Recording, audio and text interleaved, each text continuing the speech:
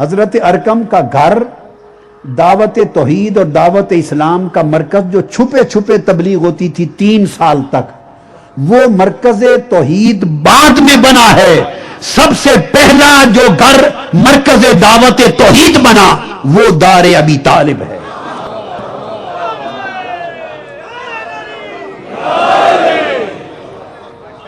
چنانچہ آقا علیہ السلام تشریف لے گئے.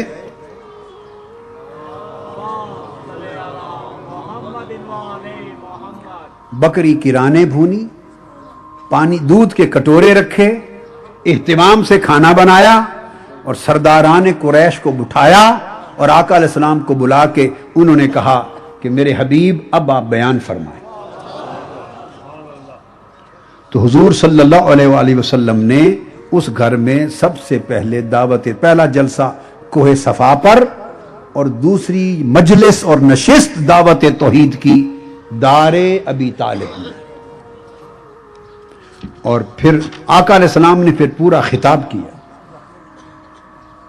اور یہ آرگنائزر میزبان کون تھے؟ حضرت ابو طالب تھے.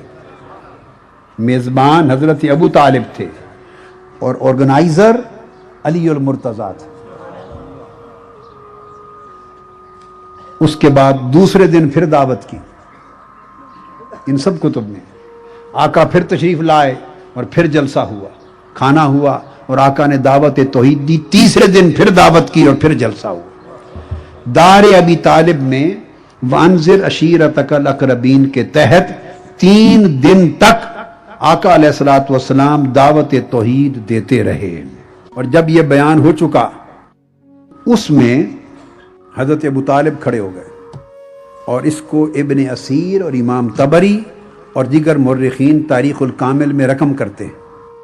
وہ فرماتے ہیں کہ آپ کھڑے ہو گئے اور آپ نے فرمایا کہ میرے محبوب بھتیجے محمد صلی اللہ علیہ وسلم، اب آپ کی باتیں 3 دن سن کر آپ کی مدد کرنا، ہمیں اس عمل سے بھی محبت ہو گئی ہے.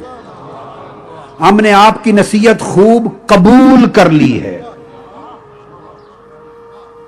یہ الفاظ ہیں ما احب الینا معاونتک اقبلنا لنصیحتک واشد تصدیقتنا لحدیثک. انہوں نے کہا ہم نے آپ کی معاونت سے پیار کر لیا، آپ کی نصیحت قبول کر لی اور آپ کی بات کی تصدیق کا اعلان کر دیا. اب میری سمجھ میں نہیں کہ اب اعلان کچھ اور بھی ہوتا ہے، کوئی اور بھی اعلان رہ گیا. وہ حضرت ابو طالب جس اعلان کا انتظار لوگوں کو ان کی عمر مبارک کے آخری دن تک ہے کہ کب کرتے ہیں کب کرتے ہیں کب کرتے ہیں. یارو تمہارے کانوں تک آواز نہ پہنچے تو ہمارا وہ تو پہلے دن کا کر چکے ہیں، وہ تو پہلے دن کا کر چکے ہیں، پہلے دن کا کر چکے ہیں. امام ابن اسیر بیان کرتے ہیں فقال ابو طالب ما احب الینا معاونتک واقبلنا لنصیحتک وشد تصدیقنا لحدیثک وهؤلاء بنو ابیک مجتمعون وانما انا احدهم. یہ سارے آپ کے باپ کی اولاد خانوادہ بیٹھا ہے، ان میں سے ایک میں بھی ہوں. اور آپ نے فرمایا خدا کی قسم ہم آج کے بعد آپ جو دعوت لے کے اٹھے ہیں اس کی مدد و نصرت ہمارا فریضہ ہوگا. یہ پہلے ہی دن وانذر عشیرتک الاقربین کے تحت پہلا ہی اعلان ہے. اب یہ اعلان کیوں نہ ہوتا؟ جو بڑی ایمان افروز بات ہے وہ یہ کہ نبوت مصطفیٰ صلی اللہ علیہ وآلہ وسلم کا سب سے پہلے آپ کے بچپن کے وقت سے نبوت مصطفیٰ کے 2 گواہ ہیں. ایک آقا علیہ السلام کے دادا حضرت عبد المطلب اور ایک آپ کے چچا حضرت ابو طالب. اعلان نبوت ابھی مدتوں بعد ہونا تھا. ابھی آقا علیہ الصلوۃ والسلام پنگورے میں تھے، انگلی پکڑ کے چلتے تھے. اس وقت سے جو نبوت محمد صلی اللہ علیہ وسلم کے گواہ اور عینی شاہد ہوئے علامات نبوت محمد کے، وہ عبد المطلب و ابو طالب ہیں. اور میں جو بات کوٹ کر رہا ہوں یاد رکھ لیں، کچھ بھی یاد نہ رہے تو ایک حوالہ ہی کافی رہے گا، اور وہ صحیح بخاری سے حوالہ دے رہا ہوں۔ کہاں سے؟ صحیح بخاری جلد اول، اس کا صفحہ 324 اور حدیث کا نمبر 963، اور امام بہقی کی السنن الکبریٰ جلد 3 صفحہ 491، حدیث کا نمبر 6425۔ امام بخاری نے یہ واقعہ صحیح بخاری میں درج کیا، باقی حوالے اس کے بعد آتے ہیں۔ وہ یہ، اس کی تفصیل آگے میں دوں گا، اور تفصیل کے لیے بلکہ میں اس کے آپ کو تفصیل بتا دوں، پہلے حوالہ جات کا قصہ ایک طرف ہو جائے، اس کے بعد اسے امام سیوطی نے روایت کی۔ اہل سنت کے ہاں بھئی آپ سمجھ لیں، کئیوں کو پتہ ہے، اہل علم کو پتہ ہے تو کہ عوام کو نہیں پتہ ہوتا۔ اہل سنت کے ہاں لفظ امام جو ہوتا ہے وہ امام فی الولایت کے علاوہ ایک علم کے مرتبے کے لیے بھی امام کا لفظ استعمال کرتے، اس لیے امام ابو حنیفہ، امام مالک، امام شافعی، امام احمد بن حنبل، امام بخاری، امام مسلم، تو اہل سنت کے ہاں لفظ امام یہ ایک عمومی معنی رکھتا ہے، یہ امام ولایت کا معنی نہیں۔ مگر ایک سمجھ لیں، سنی صحیح العقیدہ اہل سنت صرف وہ ہے جو امام ابو حنیفہ اور امام بخاری سے لے کے آج مسجدوں کے اماموں تک بھی سارے امام مانے، مگر یہ کہے کہ ان ساروں کی امامتیں ایک حسین کی امامت پہ گرد پر قربان۔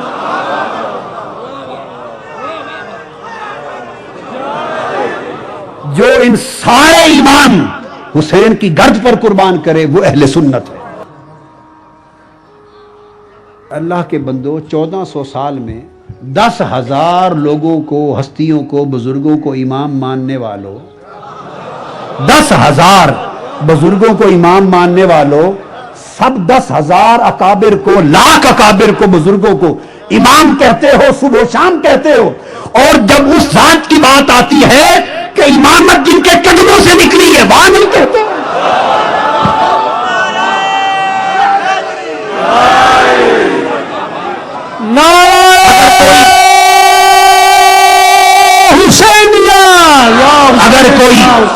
اگر کوئی ولایت میں امام بنا ہے تو حسین کے صدقے، کوئی تقویٰ میں امام بنا تو حسین کے صدقے، کوئی علم میں امام بنا تو حسین کے صدقے، کوئی فقہ میں، حدیث میں، تفسیر میں، شریعت میں، تاریخ میں، جس میدان میں جو امام بنا وہ حسین کے قدموں کے صدقے۔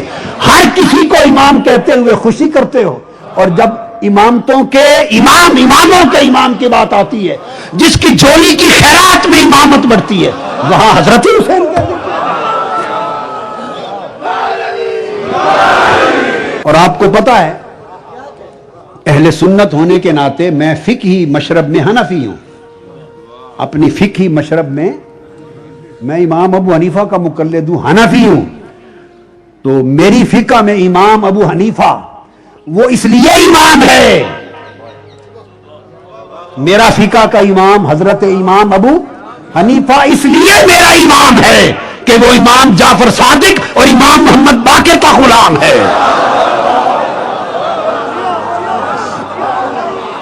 اور انہوں نے خود کہا، حسین کو فقط حضرت حسین کہہ کے چل پڑنے والوں اور امام کہنے سے کترانے والوں، امام ابو حنیفہ نے فرمایا، امام ابو حنیفہ میں فرمایا، جس کو فقہ کے اہل سنت کے فقہ کے سب امام اعظم کہتے ہیں، انہوں نے کہا لولا السنتان لہلک النعمان، خدا کی عزت کی قسم اگر امام محمد باقر اور امام جعفر صادق کے قدموں میں جو میں 2 سال بیٹھا، اگر میری زندگی میں وہ 2 سال نہ ہوتے تو میں ہلاک ہو گیا ہوتا۔ ارے یہ گھرانہ تو یہ تو وہ امام ہیں، یہ وہ امام ہے جو ان کے قدموں میں 2 سال بیٹھ جائیں وہ امام اعظم بن جائیں، جو ان کے قدموں میں بیٹھ جائیں امام ہو جائیں۔ تو مجھے تو خدا کی عزت کی قسم امامت سے اوپر چونکہ نبوت ہو نہیں سکتی، نبوت ہو نہیں سکتی، ختم نبوت ہے. حضور کے بعد کوئی کسی کو نبی کہے کافر ہوگا. نبوت ہو نہیں سکتی. اور امامت سے اوپر کوئی اور لفظ نظر آتا، میں حسین کو امام نہ کہتا، وہ لفظ کہتا. امام سے اوپر کچھ ہوتا. وہ تو امام، قدموں سے امام بنانے والے ہیں. یہ تو فاطمہ الزہرا کا گھرانہ ہے، جو ان کے در پہ سائل ہو جائے امام ہو جائے. وہ تو امامت خیرات میں دے دیتے. ہائے ہائے ہائے، وہ تو خیرات میں دے دیتے. تو میں عرض کر رہا تھا کہ یہ جو تو امام جلال الدین سیوطی نے روایت کیا، جو واقعہ آگے بیان کرنے والا ہوں، میں یوں ہی کروں گا کہ حوالے سارے پہلے سنا دوں تاکہ آپ کو پتہ ہو کہ بات کتنی پختہ سند کی ہے. الخصائص الکبریٰ میں امام ابن عساکر نے بیان کیا ہے، امام قسطلانی شارح بخاری انہوں نے بیان کیا ہے، امام حلبی صاحب سیرت حلبیہ نے بیان کیا، علامہ احمد ذہنی دہلان نے بیان کیا، علامہ بلازری نے بیان کیا، علامہ شہرستانی نے الملل والنحل میں بیان کیا. یہ تمام محدثین ائمہ علماء یہ کثرت کے ساتھ روایت کرتے ہیں. واقعہ یہ ہے، واقعہ کہ راوی بیان کرتے ہیں کہ اہل مکہ میں بڑا شدید قحط آ گیا. آقا علیہ السلام کی عمر مبارک بہت تھوڑی تھی، چھوٹی عمر تھی. قحط آ گیا، 2 سال قحط رہا. روات بیان کرتے ہیں کہ ہم مکہ میں پہنچے اور دیکھا 2 سال سے قحط تھا، بارش نہ تھی، لوگ بڑے پریشان تھے، وادیاں جل گئی تھی، فصلیں جل گئی تھی. لوگ وہ کہتے ہیں کہ میں حرم کعبہ میں پہنچا، خاص بات ہے حرم کعبہ میں، تو اہل مکہ قریش سب لوگ پریشان ہو کر قحط سے خانہ کعبہ کے پاس کھڑے ہو کر دعا کر رہے تھے بارش کی. وہ کہتا میں بھی شریک ہو گیا. تو دعا میں کوئی لات کو پکارتا تھا. اب یہ میں کرینہ دوسری دلیل دے رہا ہوں. پہلی دار ابی طالب کی ہو چکی، اب دوسری دلیل آ رہی ہے. کوئی لات کو پکارتا، کوئی منات کو پکارتا، کوئی حبل کو پکارتا، کوئی عزا کو پکارتا اور بارش مانگتے. بتوں کے نام پکار کے بارش مانگتے. جب پریشان ہوئی تو بارش تو نہیں آئی، کچھ نہیں بنا، تو کسی نے بآواز بلند کہا بھئی تم کیا کرتے ہو، بارش قحط اتنا شدید ہے، آؤ سب مل کے حضرت ابو طالب کے پاس چلے.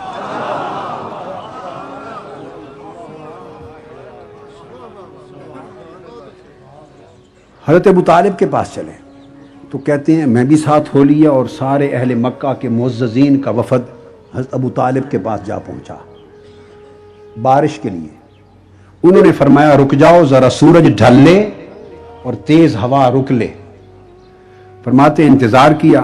جب سورج ڈھل گیا تو اس کے بعد آپ نے فرمایا، حضور علیہ الصلوۃ والسلام کو ساتھ لے لیا، آقا کو کپڑا لپیٹ کر. آقا بعض روایتوں میں آتا ہے ساتھ انگلی پکڑ لی، بعض میں آیا اٹھا لیا. تو حضور صلی اللہ تعالیٰ علیہ وسلم بڑی چھوٹی عمر میں تھے، ساتھ لے لیا اور خانہ کعبہ کی طرف لے کے چل پڑے. اب پہلی بات تو سن لیں، ہر کوئی بارش مانگنے کے لیے لات کی طرف راجع تھا، منات کی طرف رجوع تھا، حبل اور عزا کی طرف رجوع تھا. جو مشرک و کافر تھے وہ قحط میں بتان حرم کو پکارتے تھے، اور ابو طالب کے پاس جب آئے تو وہ نہ لات کو کی طرف گئے، نہ منات کی طرف، نہ حبل نہ عزا، وہ مصطفیٰ کو اٹھا کے چل پڑے صلی اللہ علیہ وآلہ وسلم. تو کوئی بات تو ذہن میں تھی نا، بولیے،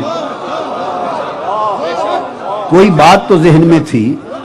ارے یہ اس وقت کی بات ہے جب ان کی عمر مبارک آقا کی 2 سال تھی.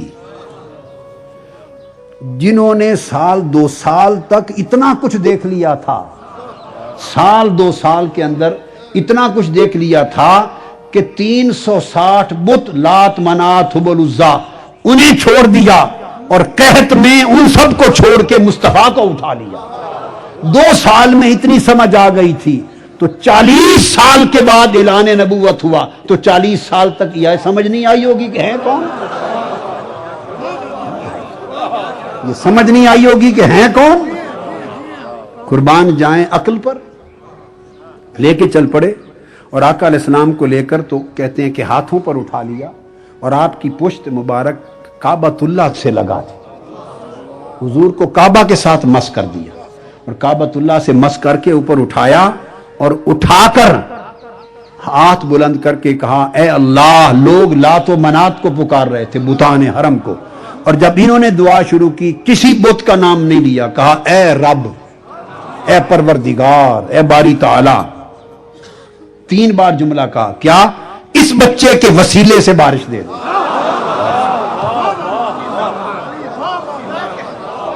इस बच्चे के वसीले से बारिश दे दे, इस बच्चे के वसीले से बारिश दे दे, ए बारी ताला, इस बच्चे के वसीले से बारिश दे दे।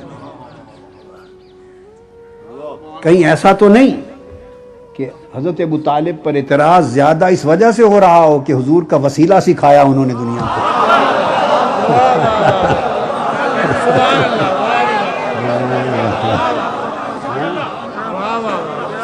इस बच्चे के वसीले से बारिश दे दे। 3 बार दुआ की और वो कहते हैं कि अभी हाथ उनके नीचे देर नहीं गुजरी थी, आसमान पर बादल छा गए और दुआ के कलिमात हरम की फिजा में अभी गूंज रहे थे कि मूसलाधार बारिश शुरू हो गई। और इतनी बारिश हुई कि सहाबा कहते हैं कि खतरा हो गया कि कहीं मस्जिद न गिर जाए। और उस मौका पर फिर हजरत अबू तालिब ने जब बारिश हो गई और हुजूर का कमाल देखा, इरहास बोलते हैं इसको, नबुव्वत के ऐलान के बाद हो तो मोजज़ा कहते हैं, पहले हो तो इरहास बोलते हैं। ये इल्मी बात समझा दी, मगर उर्फ़ आम में आप मोजज़ा समझ लें। तो उस मौका पर जब ये मोजज़ा, ये बरकत देखी तो शायर भी थे हजरत अबू तालिब, उन्होंने आका की शान में 2 शेर कहे। हाय हाय, आका की शान में 2 शेर कहे, और वो जो 2 शेर हैं उनको इमाम बुखारी ने अल-जामी अस-सही में रिवायत किया।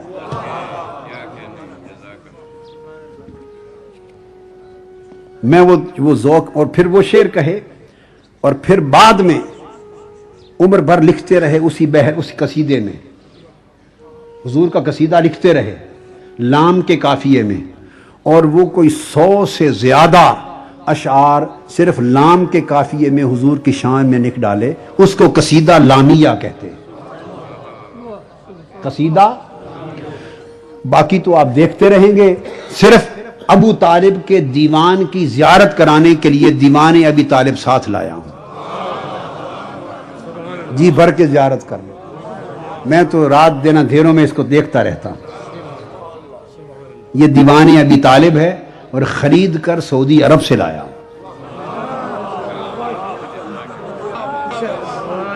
सऊदी अरब से खरीद के लाया, मदीना तैयबा से। कई नुस्खे खरीदे, हर किताब दुनिया से एक नुस्खा खरीदता हूं। ये हर बार जाता हूं तो एक नुस्खा खरीद के ले आता हूं, पता नहीं कितने खरीद। ये डर रहता है कहीं छपना बंद ना हो जाए, जितने नुस्खे खरीद लूं। तो वो उसमें फरमाते हैं, अब मैं थोड़ा इजाजत दे तो मैं अपने ज़ौक़ में शेर पढ़ूंगा, सुनिए। वब्यद्द युस्तस्क़ल ग़माम बिवजहिही,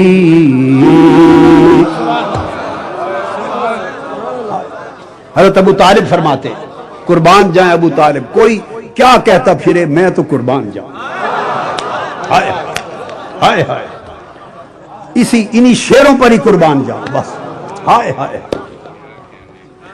वबियद्द युस्तस्क़ल ग़माम बिवजहिही,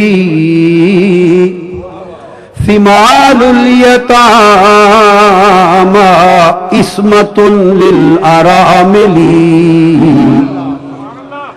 यलूज़ु बिहिल हुल्लाकु मिन आले हाशिमिन,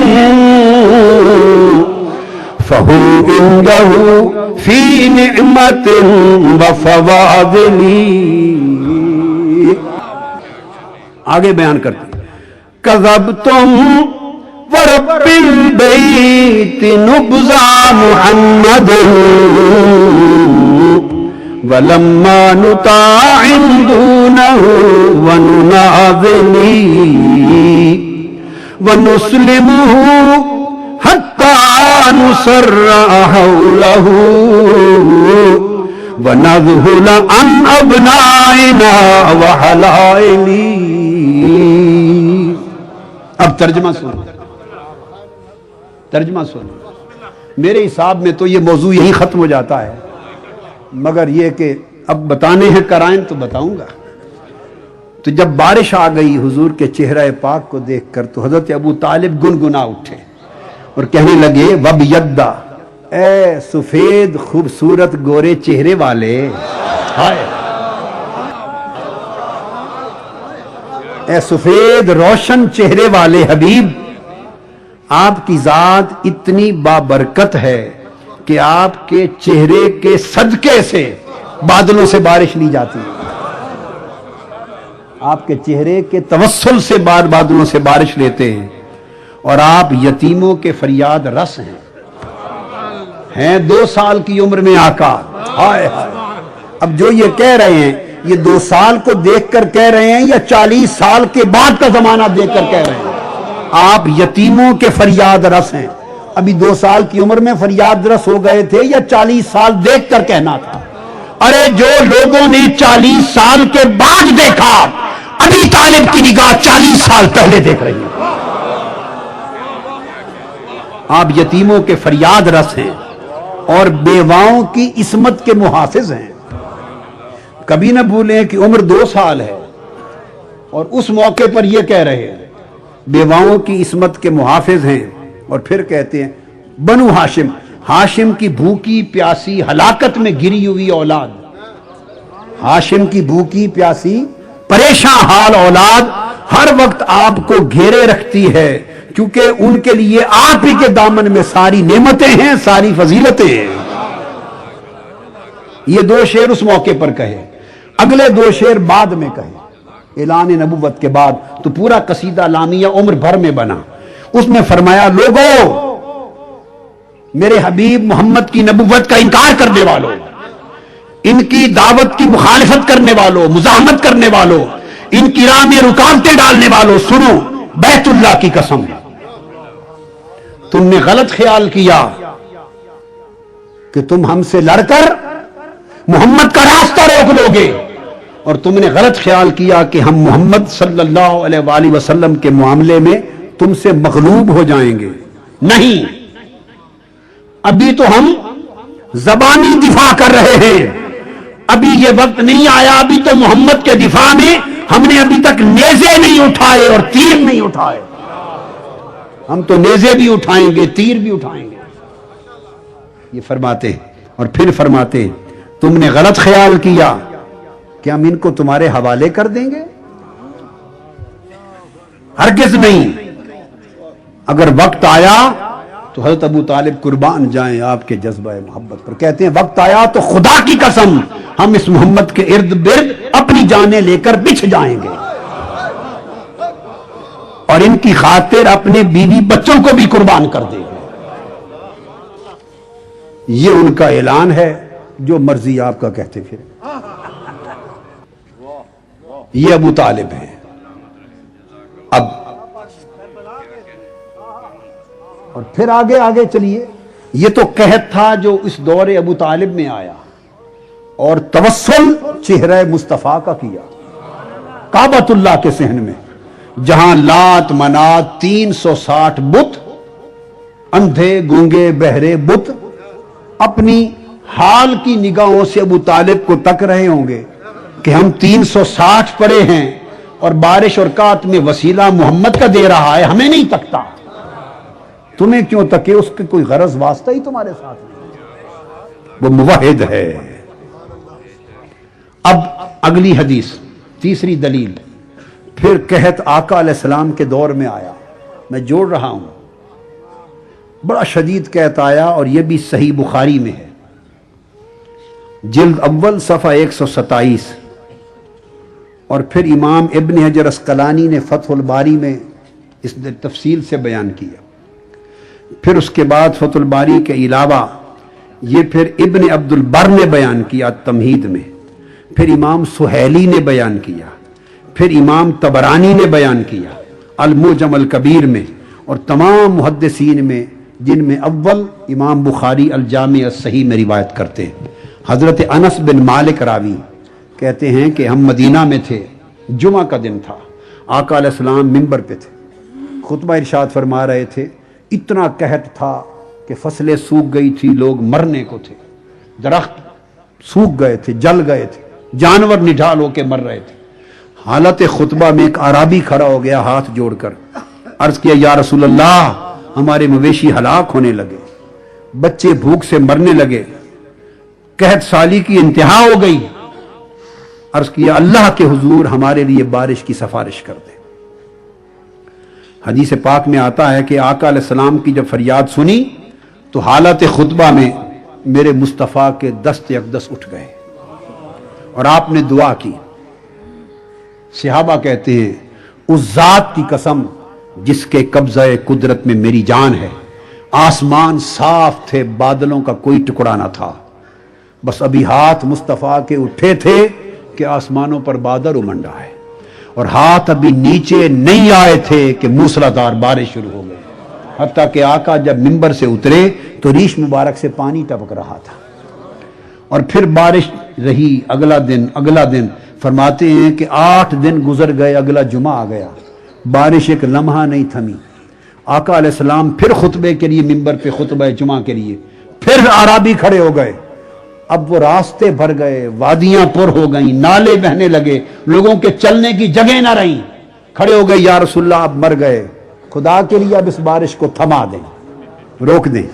تو حدیث پاک میں آتا ہے میرے آقا نے انگلی کھڑی کی اور اس طرح کا اللہم حوا علینا ولا علینا، وہ عرش سے فرش تک کائنات ان کے زیر نگی ہے، ہاتھ کھڑا ہوا، عرض کیا باری تعالیٰ ہمارے ارد گرد ہو، اوپر نہ ہو۔ بس جو انگلی کا اشارہ کرتے تھے، صحابہ کہتے ہیں خدا کی قسم بادل پھٹتے جاتے تھے، دوڑتے جاتے تھے، ارد گرد جنہیں ضرورت تھی بارش رہی، جو وادی بھر گئی تھی وہاں رک گئی۔ یہ تو واقعہ حدیث کا امام طبرانی اور امام اسقلانی نے یہاں پر بیان کیا ہے۔ وہ کہتے ہیں جب منظر یہ ہو چکا تو حدیث پاک میں ہے، کہتے ہیں آقا علیہ السلام یہ منظر دیکھ کے خوش ہوئے، اور اتنے خوش ہوئے لوگوں آپ کے ایمان کی جلا کے لیے یہاں وہ بات آ رہی ہے، جب منظر دیکھ کے خوش ہوئے۔ اب یہ اس وقت کی بات ہے مدینہ کی، جب حضرت ابو طالب اس دنیا میں اس میں نہیں تھے، مدینہ کی بات ہے۔ تو جب خوش ہوئے میرے آقا صلی اللہ علیہ وسلم، اور منظر دیکھ کر، اور حدیث میں آتا ہے کہ آپ اتنے ہنسے کہ دندان مبارک نظر آنے لگے منظر دیکھ کے، اور ایک ہی بات کہی، کیا؟ خوش ہو کے ہنسے اور مسکرا کے فرمانے لگے منظر کے سامنے، فرماتے ہیں لو کان ابو طالب حیا لقرۃ عینا، فرمایا آج میرا چچا ابو طالب زندہ ہوتا تو اس کی آنکھیں ٹھنڈی ہو جاتی۔ ہائے ہائے! اب ایمان سے کہیے ایسے موقع پر کون کسے یاد کرتا ہے؟ کوئی کسی کافر کو یاد کرتا ہے؟ جس نے نبی کا کلمہ نہ پڑھا ہو اس کو یاد کرتا ہے؟ جو دنیا سے حالت کفر میں گیا ہو اسے یاد کرتا ہے؟ یہ بھی کہہ فرما سکتے تھے میرے بابا عبداللہ زندہ ہوتے، میری اماں آمنہ ہوتی، خدیجۃ الکبریٰ ہوتی، فلاں ہوتے، جس نے کا نام چاہتے لے سکتے، مگر ایک وجہ تو یہ تھی آقا کو وہ یاد تھا کہ جب قحط ہوتا تو میرا چچا ابو طالب مجھے اٹھا کر سینے کعبہ میں لے جا کر میرے چہرے کا وسیلہ دے کر بارش مانگتا تھا، اور بارش آتی تھی۔ آج وہ چچا ابو طالب زندہ ہوتا اور خدا کی قسم بارش کا یہ منظر دیکھتا تو اس منظر کو دیکھ کر اس کی آنکھیں ٹھنڈی ہو جاتی۔ اور آگے سنیے، فرمایا آج میرا چچا ابو طالب ہوتا تو اس کی آنکھیں ٹھنڈی ہو جاتی۔ اب یہ آقا کا فرمانا کہ اس کی آنکھیں ٹھنڈی ہو جاتی، ارے اس سے بڑی بھی دلیل ایمان کوئی ہے؟ اور پھر آگے کیا فرماتے آقا علیہ السلام؟ فرما کر فرمانے لگے ہاں کوئی ہے جو مجھے اپنے چاچا ابو طالب کے شعر سنا دے۔ ہائے ہائے ہائے ہائے! وہ جو میرے بچپن میں کہے تھے کوئی شعر سنا دے۔ مولا علی المرتضیٰ کھڑے ہو گئے، کچھ اور صحابہ کھڑے ہو گئے، اور بھی حدیث میں آتا ہے کئی صحابہ کھڑے ہو گئے۔ آگے سب سے مولا علی المرتضیٰ، عرض کیا یا رسول اللہ ایسے لگتا ہے کأنک اردت قولہ وابید یستسقی الغمام بوجہہ، آقا ایسے لگتا ہے کہ آپ ان کا یہ شعر سننا چاہتے ہیں۔ فرمایا ہاں وہی، پھر مولا علی المرتضیٰ نے یہ شعر گنگنایا۔ پھر اس کے بعد یہ تو 2 سال کی عمر پر وہ گواہ ہیں نبوت کی علامت کے، اب آقا علیہ السلام کی عمر پاک اور بڑھ جاتی، اور عمر پاک اسی طرح 9 10 سال 11 سال 12 سال کے لگ بھگ ہو جاتی۔ اس زمانے کے بھی علامات نبوت کے، اب دادا نہیں تھے، عبد المطلب نہیں تھے، اب تنہا ابو طالب گواہ ہیں۔ ان کی گواہی حضور کی نبوت پر اعلان نبوت سے پہلے 40 سالوں پر محیط ہے۔ ارے اتنی بڑی گواہی 40 سالوں پر محیط ہے۔ آقا علیہ السلام کے بچپن، قریش تاجروں کا قافلہ، حضرت ابو طالب اس کے سربراہ، چونکہ متولی کعبہ آپ تھے اور سوسائٹی میں ان کو امامت و سربراہی کا درجہ حاصل تھا، وہ متولی کعبہ تھے۔ تو وہ قافلہ عرب تاجروں کا، آقا علیہ السلام بھی چچا کے ساتھ چل پڑے، تو وہ لے کے چل پڑے تھے روم، ملک شام کی طرف جا رہے تھے، ملک شام کی طرف۔ راستے میں، اور یہ جو حدیث بتا رہا ہوں واقعہ، یہ جامع ترمذی میں حدیث ہے، جامع ترمذی مرقم حدیث جو جلدیں ہیں نئی، اس کی جلد 6 صفحہ 14 حدیث کا نمبر 3920۔ حضرت ابو موسیٰ اشعری راوی ہیں کہ چل پڑے، راستے میں پہنچتے پہنچتے ایک مقام آیا اور وہاں اس مقام پر جا کے رکے، وہ بحیرہ راہب کی جگہ تھی۔ آقا علیہ السلام کو جب اتارنے لگے تو وہ دوڑ کر بحیرہ راہب، ضعیف العمر راہب تھا، یہ وہی راہب ہے جس سے حضرت سلمان فارسی ان کے شاگرد تھے، اس کی زیر تربیت تھے، اس سے حضور کی باتیں سن سن کر حضرت سلمان فارسی غائبانہ عاشق مصطفیٰ ہو گئے اور وہ ان سے باتیں سن کر مدینہ آ گئے تھے کسی یہودی کے غلام بن کر، تاکہ جب یار یہاں آئے گا تو پھر میں حضور کی غلامی میں چلا جاؤں گا۔ وہ بحیرہ راہب، اس نے حضور کو دیکھا، قریب آ گئے اور آ کے اتارا اور ساتھ لے گئے اور آ کے آقا علیہ السلام کا ہاتھ پکڑ لیا، اور ہاتھ پکڑ کے ان کے الفاظ ہیں فقال فجاء فاخذ بید رسول اللہ صلی اللہ علیہ وآلہ وسلم فقال ھذا سید العالمین ھذا رسول رب العالمین یبعثہ اللہ رحمۃ للعالمین فقال له اشیاخ من قریش ما علمک، اس نے کہا یہ رسول رب العالمین ہے، یہ سید العالمین، اور اللہ نے اس کو رحمت للعالمین بنا کر مبعوث کیا ہے۔ 9 برس 12 برس کی عمر مبارک، بحیرہ راہب بتا رہا ہے، اور سننے والا کون ہے؟ حضرت ابو طالب۔ اور سارا سن کر جو قریش کے اشیاخ تھے، بوڑھے بزرگ سردار، وہ بولے اے راہب بحیرہ، یہ سارا کچھ تمہیں کیسے پتا چلا؟ تمہارے علم کی بنیاد کیا ہے؟ بحیرہ راہب نے جواب دیا، بنیاد فقال انکم حین اشرفتم من العقبہ لم یبک شجر ولا حجر الا خر ساجدا۔ اس نے کہا خدا کی قسم میں نے دیکھا جب تم گھاٹی سے اترے، میں نے دیکھا نہ کوئی درخت ایسا تھا نہ کوئی پتھر ایسا تھا جو اسے دیکھ کر سجدہ نہ کر رہا ہو۔ اور اس نے کہا ہم نے کتابوں میں پڑھا ہے کہ درخت اور پتھر سوائے نبی کے کسی کو سجدہ نہیں کرتے، یہ نبی آخر الزماں ہے۔ اور اس نے کہا کہ یہود اس کی طاق میں ہیں۔ یہ باتیں ہو رہی تھیں تو اتنے میں 8 یہودی وہاں آ نکلے تھے۔ کتنے؟ 7 یہودی، 7 وہاں آ نکلے۔ اس نے پوچھا حضرت ابو طالب اور قریش سرداروں کے سامنے، بھئی تم کیوں آئے ہو؟ ان سب کے سامنے انہوں نے کہا ہمیں اپنے کاہنوں راہبوں نے خبر دی ہے اور بڑے عالموں نے خبر دی ہے، کہ رہبانوں نے خبر دی ہے، احبار نے خبر دی ہے کہ محمد صلی اللہ علیہ وسلم آخر الزمان نبی پیدا ہو چکا ہے، اور خبر یہ ملی ہے کہ وہ اس آج کے ان دنوں میں ملک شام کی طرف سفر پہ ہے، ہم انہیں پکڑنے کے لیے نکلے۔ بحیرہ راہب نے کہا حضرت ابو طالب کو، ان کو کہا کہ تم نے دیکھ لیا، سن لیا، شام میں نہ لے جاؤ، یہ نبی آخر الزمان ہے، لوگ ان کے در پہ ہیں، انہیں آپ بحفاظت واپس بھیج دیں۔ اب اگر حضرت ابو طالب ابو بحیرہ راہب کی اس بات پر یقین نہ کرتے تو سمجھتے گپ مار رہا ہے، ہمیں خوش کرنے کے لیے چونکہ میرا بیٹا ہے، بھتیجا ہے، ویسے ہی بات کر رہا ہے، تو بات ادھر سے ادھر نکال لیتے اور اس کے بعد کھانا کھا کر وہاں کھانا کیا اس نے حضور کے اعزاز میں اور آگے چل پڑتے۔ مگر عمل کیا؟ دعوت سے اٹھے تو ہم تمام کتب میں، مصنف ابن ابی شیبہ میں ہے، امام حاکم نے مستدرک نے بیان کیا ہے، اور دیگر کتب حدیث اور کتب سیر میں امام بہقی نے روایت کیا ہے، اور اتنی تمام کتب کے اندر کثرت کے ساتھ یہ روایات آئیں۔ آپ وہاں سے اٹھے، دلائل النبوت میں بیان کیا، اٹھے حضرت ابو بکر کو بلایا حضرت ابو طالب نے، اور حضرت بلال کو بلایا، ان دونوں سے کہا کہ آپ نے بات سن لی، اب یہ اللہ کے نبی آخر الزماں ہیں، یہود جان کے درپے ہیں، حضرت ابو بکر اور حضرت بلال رضی اللہ تعالیٰ عنہما، ان دونوں کے ہاتھ مصطفیٰ کو واپس مکہ بھیج دیا۔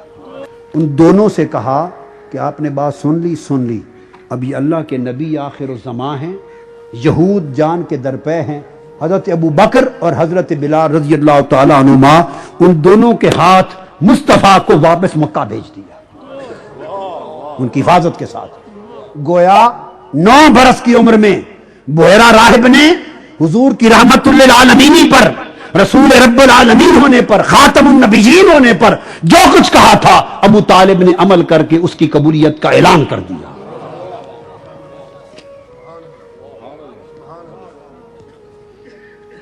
آگے پھر ابو طالب کے ایمان پر بات کرتے ہوئے ہمیں اس نقطے پر غور کرنا چاہیے کہ ان کا طرز عمل تاجدار کائنات کے ساتھ کیا تھا۔ جب انہوں نے دیکھ لیا کہ وادی مکہ کے سردار قریش، بڑے بڑے طاقتور اثر رسوخ والے لوگ سب اس نبی آخر زمان کے دشمن ہو گئے ہیں، تو انہوں نے ارینج کیا کہ میرے محبوب، حضور ان کے محبوب تھے، میرے محبوب یہ دشمن ہو گئے ہیں، میرا جی چاہتا ہے میں مستقل آپ کے ساتھ ایک گارڈ رکھ دوں۔ ہائے ہائے ہائے، کہیں ایسا تو نہیں کہ اس وجہ سے بھی ابو طالب کی دشمنی بڑھ گئی ہو کہ حضور کا گارڈ کیوں رکھا تھا؟ محافظ نہ رکھتے تو شاید ہمارا ہاتھ پہنچ جاتا کچھ کرنے تک۔ علی کو محافظ نہیں دے رہا، بلکہ باری باری محافظوں میں علی کو بھی محافظ بنا رہا ہے، حفاظت مصطفیٰ کی کر رہے ہیں ابو طالب۔ تو کچھ تو سمجھ ہے نا بات کی۔ ہائے ہائے ہائے ہائے، یہ ان کا طرز عمل ہے۔ یہ تو تھا جو حضور کی 40 برس کی عمر مبارک سے لے کر 53 برس تک 13 برس ہر روز یہ عمل رہا کہ حضرت ابو طالب 13 برس تک ہر روز ایک گارڈ مقرر کرتے، اور پھر یہ محافظ اور گارڈ کا عمل، یہ طریقہ جو چچا نے بنا دیا تھا، یہ مدینہ میں بھی جاری رہا، اور مدینہ میں بھی در دولت کے سامنے مسلح گارڈ کھڑا ہوتا۔ اس وقت تک یہ معمول رہا جب تک یہ آیت نہ اتر آئی واللہ یعصمک من الناس۔ اللہ نے آیت اتاری، جبرائیل میرے مصطفیٰ کو بتا دے محبوب اب گارڈ ہٹا دے، ہم خود تمہارے گارڈ ہو گئے۔ ہائے ہائے، اب ہم خود تمہارے گارڈ ہو گئے۔ اللہ نے فرمایا یعصمک من الناس، اب میں عاصم مصطفیٰ ہو گیا ہوں۔ میں یعصمک، یعصم فعل ہے، مضارع کا صیغہ ہے، تو اس کا فاعل اللہ ہے، فاعل عاصم کہلائے گا، اور اس کا مفعول جس کی عصمت حفاظت ہو رہی ہے وہ مصطفیٰ ہے، تو عاصم خدا ہوا، معصوم مصطفیٰ ہوا۔ یہ تو ہے 53 برس کا معمول۔ یارو آؤ ذرا 3 برس شیب ابی طالب کے بھی تک لیں، یہ تو 53 برس کا معمول، 13 برس کا معمول ہے ہر روز کا۔ مگر جب معاشرتی مقاطع ہو گیا تھا، کفار و مشرکین کو مصطفیٰ کی باتیں پسند نہیں آئی تھی، ان کی اٹھتی ہوئی تحریک ان حکمرانوں کے تخت کو، ان کے قریش اور سرداران مکہ، کفار سرداران مکہ، ان کے تخت کو مصطفیٰ کا وجود خطرہ لگنے لگ گیا تھا، ان کا تخت ڈولنے لگ گیا تھا، ان کی سرداریاں لرزنے لگ گئی تھی۔ انہوں نے کہا مصطفیٰ نے تو ہماری سرداریوں کے نظام کو چیلنج کر دیا ہے، وہ دشمن ہو گئے اور بڑھتے بڑھتے وہ دشمنی یہاں تک پہنچی کہ مصطفیٰ کی خاطر پورے بنی ہاشم کے ساتھ بائیکاٹ کر دیا اور ابو طالب کے نام پر شعب ابی طالب میں قید کر دیا۔ کیوں کیا؟ ان سرداران قریش کافروں کے اس تخت کو خطرہ لاحق ہوا وجود مصطفیٰ سے کہ یہ تخت ظلم و جبر کا تخت، جہالت و کفر کا تخت یہ لرز رہا ہے۔ وہ جو تخت جب یزید بیٹھا، جس تخت پہ یزید پلید بیٹھا، تو پھر وہ تخت کوئی اور تخت نہ تھا، وہ تسلسل سے پھر وہی تخت بن گیا جس کو خطرہ مصطفیٰ سے لاحق ہوا تھا۔ آج اسی تخت کو حسین سے خطرہ لاحق ہوا۔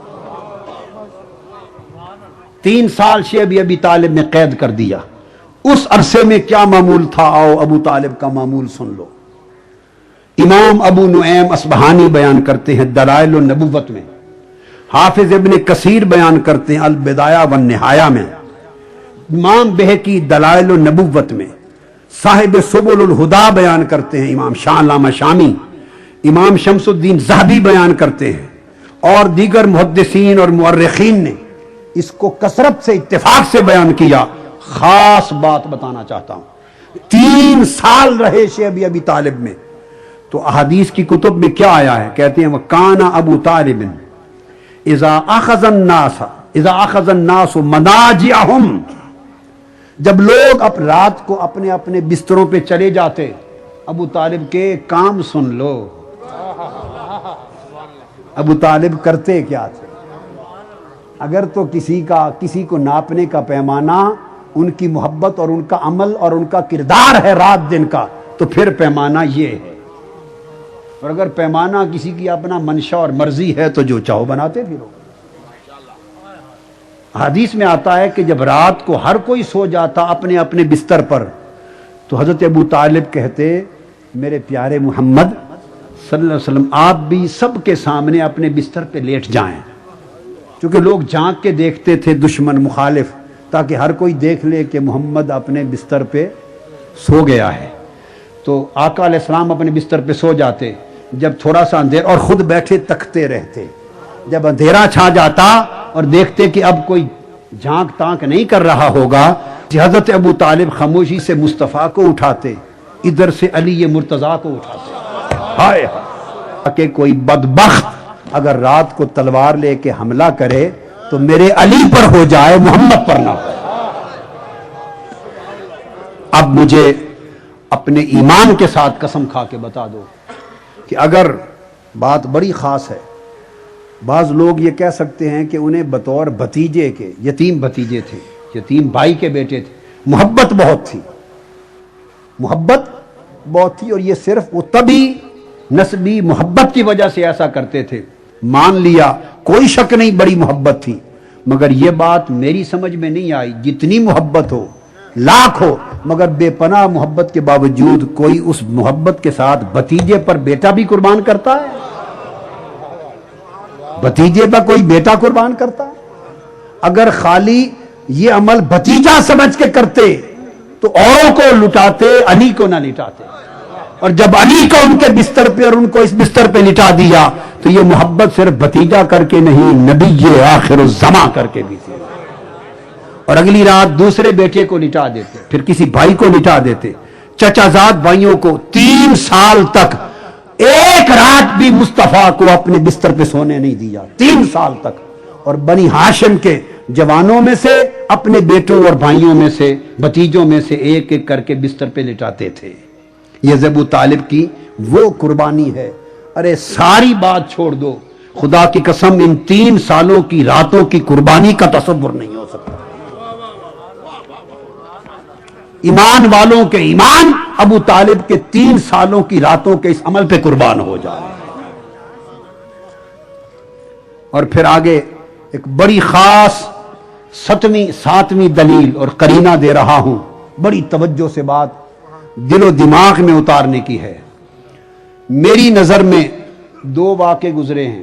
ایک واقعہ آپ نے سنا ہے کہ حضرت اسماعیل علیہ السلام چھوٹی عمر میں ہیں اور بے آب و گیا ریگستان وادی مکہ کا اس پہ لیٹے ہیں، اور صفا مروہ کی پہاڑیاں ہیں اور وادی ہے، प्यास है, पानी मुयस्सर नहीं, वो लेटे हैं और हजरत हाजरा पानी की तलाश में दौड़ रही है।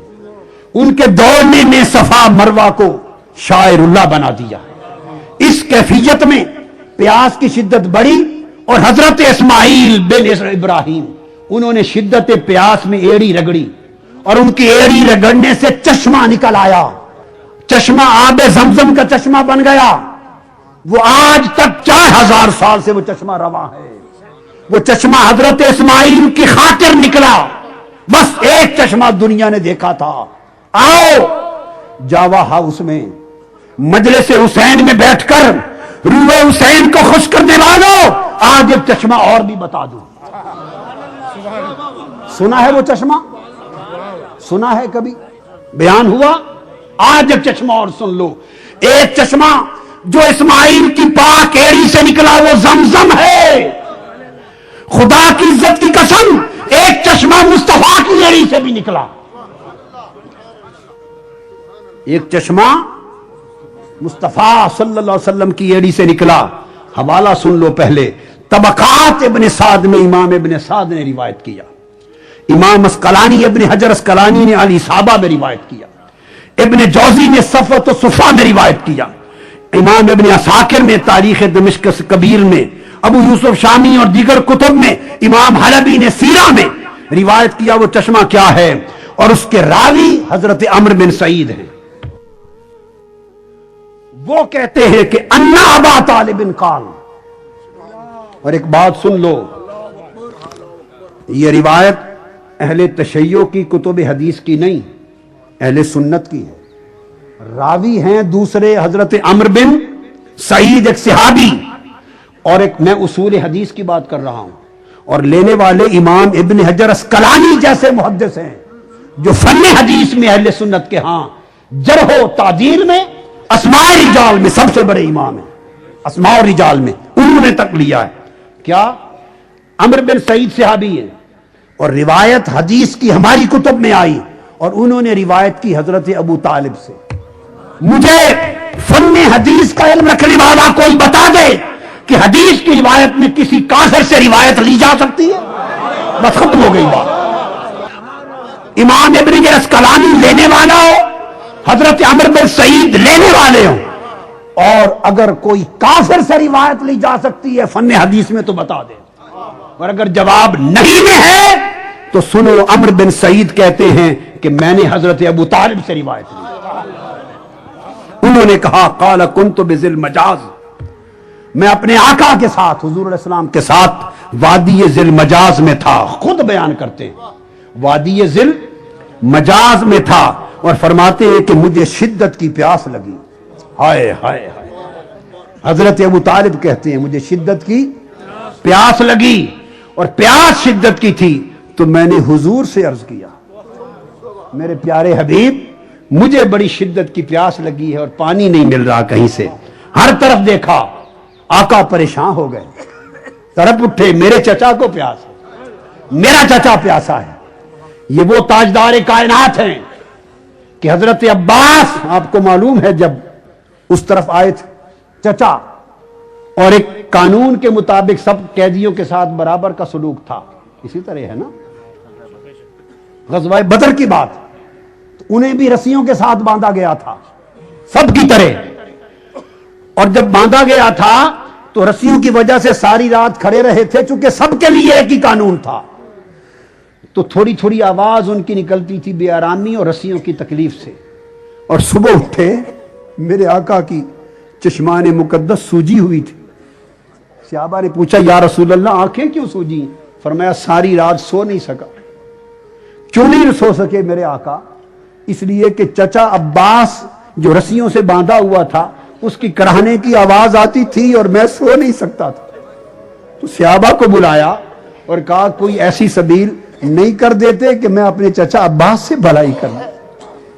तो फिर कानून आसमान से बदल गया, रस्सियां ढीली कर दी मशकें, और हजरत अब्बास की खातिर कानून इलाही बदल गया।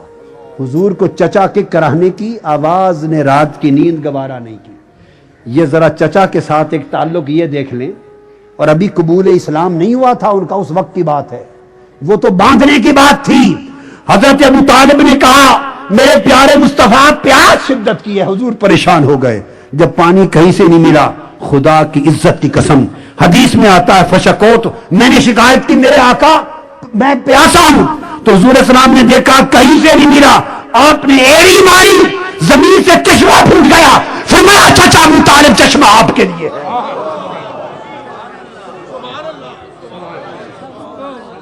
ایڑی سے چشمہ نکال کے چچا کو پانی پلایا.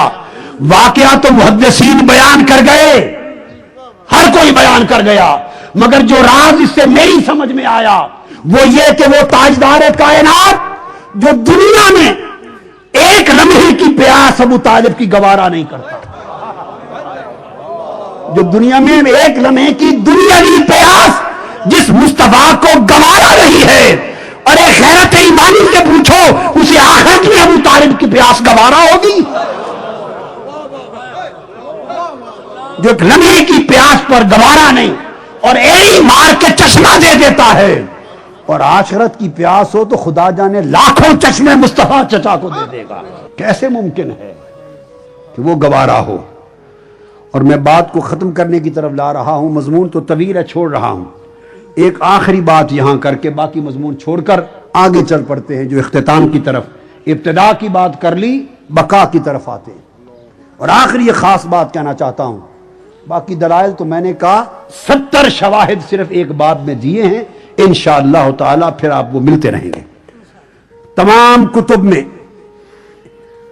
ابن جوزی نے روایت کیا ہے, ابن جوزی کے علاوہ امام برہان الدین حلبی نے روایت کیا, سیرت حلبی, شیخ عبدالحق محدث دہلوی نے روایت کیا, اور دیگر محدثین نے اپنی تمام کتب میں, امام سہیلی نے روایت کیا, علامہ ذہنی دہلان نے روایت کیا, علامہ ابن خلدون نے روایت کیا, سب کتب میں ہے.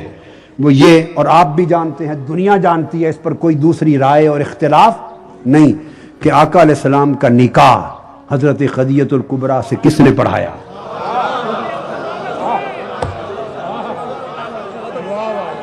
خطبہ نکاح کس نے پڑھایا؟ خطبہ نکاح کس نے پڑھایا؟ بے شک اعلان نبوت نہ ہوا تھا, اگر حضرت ابو طالب کی نگاہ 40 سال بعد کیا ہونے والا ہے دیکھ سکتی ہے, اور حضور کے چہرے پاک سے وسیلہ کر سکتے ہیں بارش کا اس بچپن میں, تو آقا نہیں دیکھتے کہ یہ ابو طالب مستقبل میں آج کیا ہے اور کیا ہونے والا ہے؟ حضرت خدیجہ الکبریٰ کے ساتھ نکاح کا وقت آیا تو حضرت ابو طالب نے خطبہ نکاح پڑھایا. دو باتیں, ایک تو خطبہ نکاح آپ نے پڑھایا, خاص بات رکھ لینا, اور دوسرا جو مہر مقرر ہوا 20 اوقیہ کا بھی ذکر آیا, 12 اوقیہ, اور 20 اونٹنیوں کا بھی ذکر آیا ہے روایات میں, جو حضور کے لیے مہر مقرر ہوا حضرت خدیجہ الکبریٰ سے. خطبہ نکاح حضرت ابو طالب پڑھانے والا, اور مہر مصطفیٰ کے عقد کا ابو طالب نے جیب سے ادا کیا. عقد خدیجہ کا رضی اللہ تعالی عنہ کا مہر حضرت ابو طالب نے ادا کیا. اب میں نکاح و مہر کا مسئلہ بتا دوں. حضرت آدم علیہ السلام اور حضرت حوا کا بھی نکاح و مہر ہوا تھا. جب اس جوڑے کا نکاح ہوا اور مہر کا وقت آیا, کتابوں میں آتا ہے فضائل میں کہ حضرت آدم علیہ السلام نے عرض کیا باری تعالیٰ ہمارا نکاح کون پڑھائے اور ہمارے نکاح کا مہر کیا ہو, اور تو تیسرا تھا کوئی نہیں, انہی سے تو اولاد چلنی تھی. رب کائنات نے فرمایا آدم و حوا دونوں مل کر میرے مصطفیٰ پہ درود پڑھ دو, یہی مہر نکاح ہو جائے گا. ہائے ہائے, ارے لوگوں سوچنے کی بات ہے, ذرا عمل دیانت سے سوچو, ارے امانت سے سوچو, ارے عدالت سے سوچو, ٹھنڈی طبیعت کے ساتھ سوچو کہ حضرت آدم کا نکاح ہو تو مہر مصطفیٰ کے درود کا رکھا جائے, کوئی اور مہر گوارا نہ ہو. کیوں کہ اسی صلب سے سب نبیوں نے آنا ہے, اسی صلب سے سب نبیوں نے آنا ہے. حضرت آدم اور حضرت حوا کے نکاح پر مہر درود بر مصطفیٰ ہو اور مصطفیٰ کا نکاح ہو تو مہر کسی کافر کی جیب سے قبول کر لیا.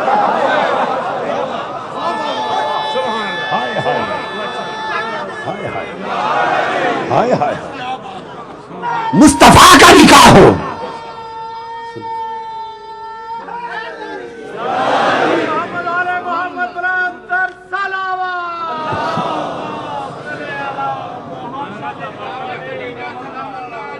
قبول کر لیا جائے. آپ نے صرف خطبہ نکاح نہیں پڑھایا، مہر نکاح بھی خود جیب سے ادا کیا.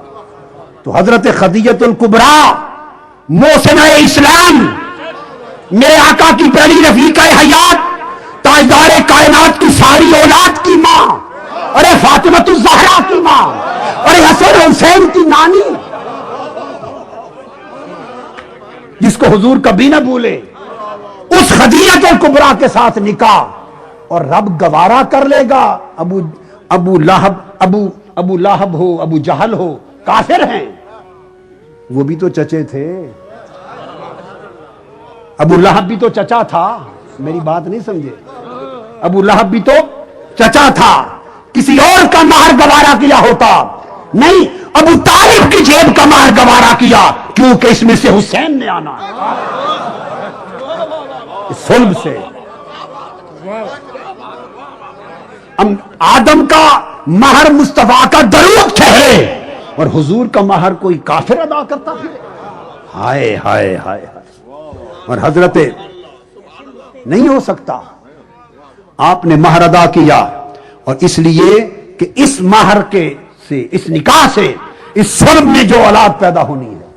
اور ان کو منتخب کیوں کیا حضرت ابو طالب؟ اس لیے ان کو پتا تھا کہ جب دعوت توحید کا وقت آئے گا، اشاعت اسلام کا وقت آئے گا، تو اس وقت اسلام کی ابتدا، پہلی دعوت، پہلی مجلس، پہلا جلسہ، پہلا پیغام، اسلام کی ابتدا بھی ابو طالب کے گھر سے ہوگی.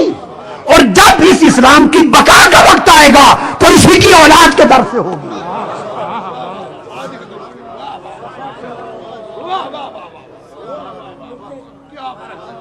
اسی سے ابتدا ہوگی، ارے اسی گھر سے ابتدا ہوگی، اور اسی گھر سے بقا ہوگی.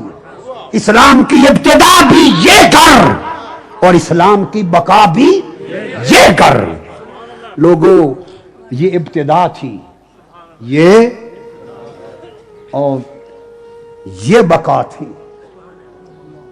اسلام کی بقا کے لیے آقا کی یہی آل سفر کر کے پہنچ چکی ہے. یہی آل مصطفیٰ کی پہنچ چکی ہے. بقا کا وقت آ گیا ہے. امام علی مقام نے آخری لمحہ جب جسد پاک گھوڑے سے نیچے آ گیا ہے، اس وقت آواز دی ہے. آخری وقت تھا، بھائی بہن میں پیار بہت تھا. حضرت زینب،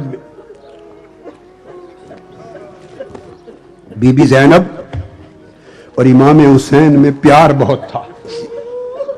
اور کتابوں میں آتا ہے، میں نے پڑھا ہے، اتنا پیار تھا کہ مدینہ میں بی بی زینب جب نماز کے لیے کھڑی ہوتی، نماز پنجگانہ کے لیے مصلی پر کھڑی ہوتی، ہائے ہائے، تو مصلی پر کھڑی نماز شروع کرنے سے پہلے آواز دے کر کمروں میں آ جا کے نماز شروع کرنے سے پہلے حسین کو دیکھتی تھی. معلوم نہیں نماز سے پہلے کیوں دیکھتی تھی. دیکھ کر نماز میں شامل ہوتی. شاید خیال آتا ممکن ہے نماز زندگی کی آخری نماز ہو تو حسین کو دیکھ کے پڑھ لو. یہ پیار تھا. اس لیے جب بی بی زینب نماز حسین کو دیکھے بغیر، بولیے نا، حسین کو دیکھے بغیر نہیں پڑھتی تھی، تو حسین نے اس کا صلہ دیا. آواز دی، بی بی بہن زینب آخری نماز پڑھنے لگا ہوں، آج میں تمہیں دیکھوں. میں بھی آخری نماز پڑھنے لگا ہوں. آواز دی. آقا کا جسد اقدس تیروں سے لہو لہان چکا، خون آلود ہے. جب آئیں تو اس وقت چشمان مقدس بند تھیں، آواز نکل نہیں رہی تھی. حضرت بی بی زینب نے سر انور گود میں لے لیا اور دیکھ کر عرض کیا، یا حسین، انت اخی،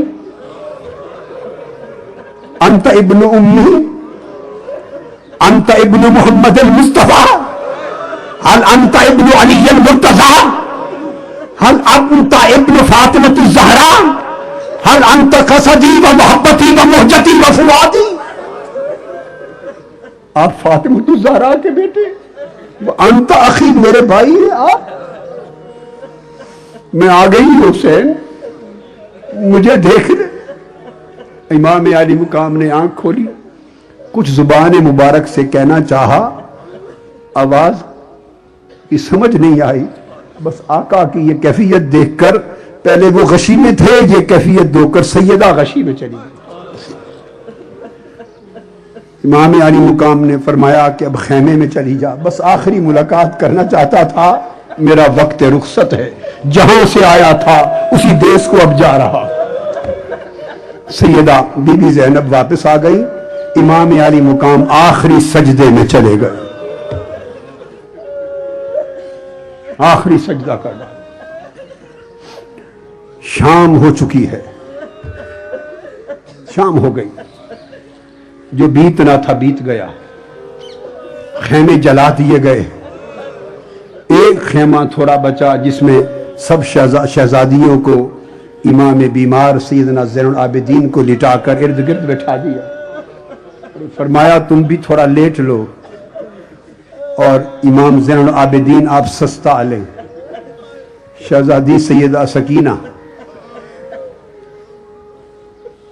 اور دیگر شہزادیاں پوچھتی ہیں، پھوپھی جان پچھلی 10 راتیں جو گزری ہیں، 9 راتیں 7 راتیں، اس میں تو جب ہم رات کو سوتے تھے تو بھائی علی اکبر اور بھائی قاسم اور چاچا عباس پہرا دیتے تھے، آج رات ہمارا پہرا کون دے گا؟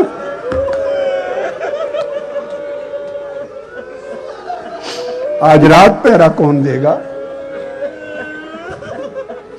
سیدہ فرماتی ہیں کہ بیٹے آج میں خود پہرا دوں گی. شہزادیوں کو اونگ آ گئی، رات جاگتے جاگتے سیدہ کو بھی اونگ آ گئی. ابھی ہلکی سی نیم خوابی ہے، جاگ رہی ہیں، کچھ آنکھ بند ہے. اچانک اندھیرا ہے رات کا، اس اندھیرے میں کسی شخص کو دیکھا کہ خیمے کے قریب آ رہا ہے. پریشان ہو گئی کہ خدا خیر کرے، رات کے اندھیرے میں کون ہمارے خیمے میں آ رہا ہے؟ کوئی مرد بھی نہیں ہے آج حفاظت کرنے والا، کون ہے؟ کس ارادے سے آ رہا ہے؟ جب وہ قریب خیمے کے دروازے پر آ گئے، پردہ نقاب پوش، سیدہ بی بی زینب پوچھتی ہیں یہ بطول زہرا کی بیٹیوں کا خیمہ ہے؟ تاجدار کائنات رسول کی بیٹیوں کی جگہ ہے، اور پردے کا اتنا اچھا انتظام نہیں. کون خدا کے لیے ہمارے اندر نہ آنا، کون ہو آنے والے؟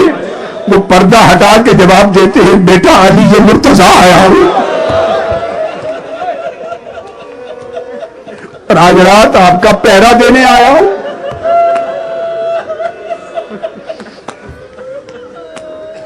خود پہرا دینے آیا ہوں. جب بچے شہزادے لیٹ گئے تو آپ نے شہزادیوں کو گنا، سب کو گنا، تو اس میں سیدہ سکینہ نہیں. بےتاب ہو گئی، پریشان ہو گئی. ہر سن دیکھا سیدہ سکینہ سلام اللہ علیہ نظر نہیں آتی.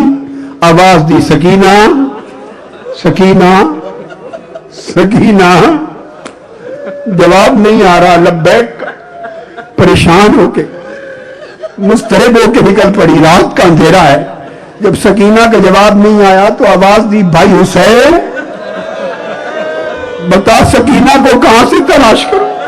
حسین، بھائی حسین، سکینہ کو مل گئی، کہاں سے تلاش کروں؟ یہ آوازیں دے کے پریشان حال پھرتی تھی کہ اچانک لاش حسین سے آواز آئی بہن زینب پریشان نہ ہو، سکینہ میرے پہلو میں ہے.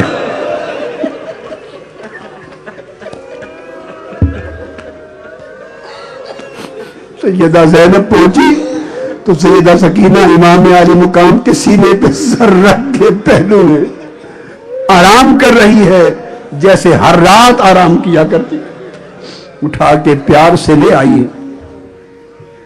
دوستو 11 محرم کو لٹا ہوا قافلہ شہیدان کربلا کے سر اقدس نیزوں پر اور بغیر کجاووں کے اور کچھ کجاووں کے اونٹنیوں پر شہزادیاں اور بطول زہرا کی بیٹیاں لفظ جگر مصطفیٰ کی قافلہ 11 محرم کو چل پڑا ہے اور کوفے میں پہنچا ہے. کوفے میں پہنچا ہے. کوفے میں 1 مہینہ 7 دن قید میں کوفے میں رکھا گیا. 1 مہینہ 7 دن. شام کے وقت کوفے میں پہنچا ہے قافلہ, اور چونکہ ابن زیاد نے کہا میں صبح ملوں گا, کائنات کے مالکوں کا قافلہ, شہزادیوں کا قافلہ, اس بدبخت جہنمی بے ایمان اور لعین ابن زیاد کی خاطر ساری رات دروازہ بند فصیلوں کے باہر کھڑا کیا. اگلی صبح اندر داخل ہوا. یہ وہی کوفہ ہے جہاں 4 دن پہلے سیدہ زینب بابا علی کے زمانے خلافت میں رہ کر گئی ہیں. یہ وہی کوفہ ہے جہاں رہ کر گئی, اور شہر کوفہ کی عورتیں جن کے جوڑے سیدھے کرنے اور قدم چومنے آتی تھی, اس کوفہ میں آج اسیر ہو کے سیدہ زینب آئی. ایک جگہ بازار میں جا کے روک دیا, تنگ جگہ, ایک خاتون بیٹھی, روک لیا گیا قافلہ, پریشان حال ہیں. ایک خاتون قریب آ جاتی اور پوچھتی ہے, بی بی یہ کون قیدی ہے؟ چونکہ اعلان کروائے جا رہے تھے کہ یہ اسلامی حکومت کے خلاف کچھ لوگ جو باغی ہو گئے تھے, تو باغیوں کو شکست ہو گئی ہے اور وہ مارے گئے ہیں اور ان کے گھر والے قیدی بنا لیے گئے ہیں. وہ ایک عورت آ کے پوچھتی ہے, بی بی یہ آپ جو باغیوں کا قافلہ قیدیوں کا, یہ کون سے قیدی ہے, کون باغی ہے؟ سیدہ زینب جواب دیتی ہے, بی بی یہ عطرت مصطفیٰ کے سے قیدی ہے, ذریت مصطفیٰ سے ہے قیدی. عورت کانپ گئی. اس نے قریب ہو کے پوچھا کہ بی بی آپ کا کیا تعلق ہے, آپ کون ہیں, آپ کا چہرہ سیدہ بطول زہرا فاطمہ زہرا کی بڑی بیٹی کے ساتھ ملتا ہے. وہ یہاں رہتے تھے علی مرتضیٰ کے زمانے میں, ان کی گھر حاضری کے لیے جاتے تھے. میں نے دیکھا ان کی جو بڑی بیٹی تھی زینب, آپ کے نقش چہرہ انہی کے ساتھ ملتا ہے, بتائیے آپ کی کیا رشتہ داری ہے ان کے ساتھ؟ آنکھوں میں آنسو آ گئے, فرمانے لگی وہ زینب میں ہی ہوں.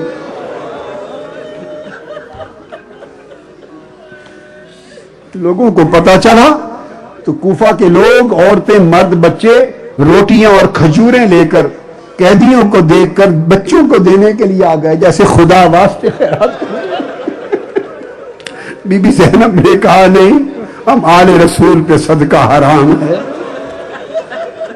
ہمیں بھوکا رہنا گوارا ہے, خیرات نہ دو. 1.25 مہینہ قیام کے بعد آپ کو واپس دمشق کی طرف یزید کی اطلاع آئی, خط کے ذریعے, بدبخت لعین کی, اب پیش کیا جائے میرے دربار میں.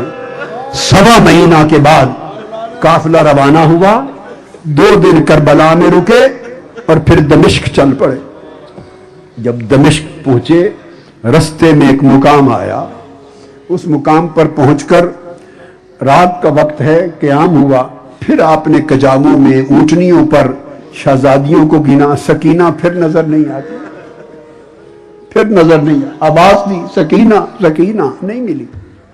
پریشان ہوئی. آپ اتر آئی بےتاب ہو کر.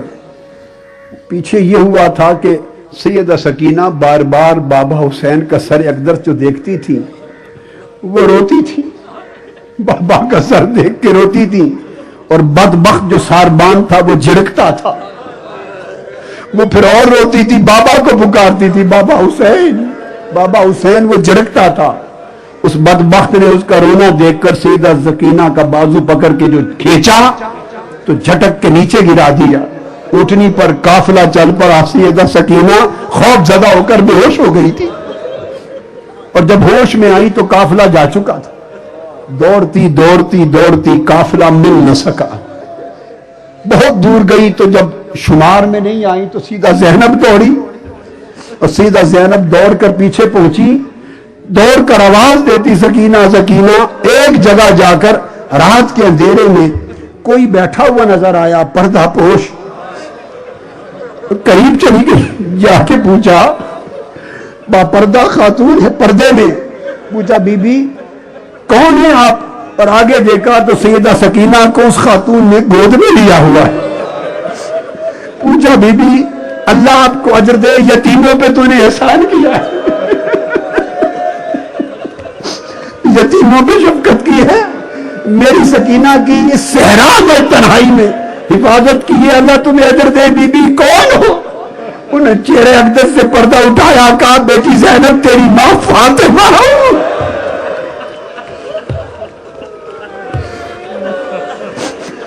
سکینہ کی رکھوالی کے لیے آئی.